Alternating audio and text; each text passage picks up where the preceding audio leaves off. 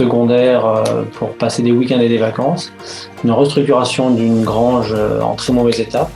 Tout le travail qui a été introduit dans le projet a été de justement travailler avec ces matériaux locaux qui sont la pierre et la tuile et de réussir à développer une architecture contemporaine dans un petit hameau qui est constitué simplement de 3-4 constructions.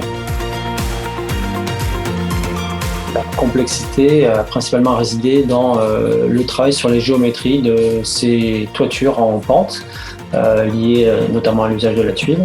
Cette géométrie de maison monopente avec des très très grandes ouvertures sur son pignon la rend atypique et lui donne cette relation intérieur-extérieur très forte.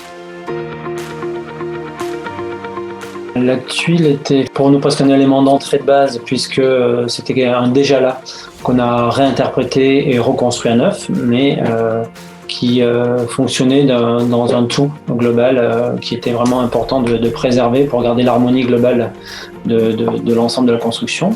Ici, avait aussi sa cohérence avec la minéralité de la pierre du bâtiment existant et cette logique minérale terre cuite, pierre existante, nous semble être un élément fort du projet à préserver.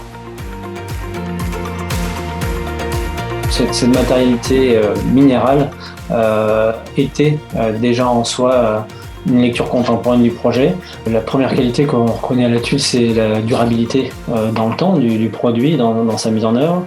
Sa modernité, je dirais, elle vient principalement de la façon de dessiner les détails qui ont été mis en œuvre.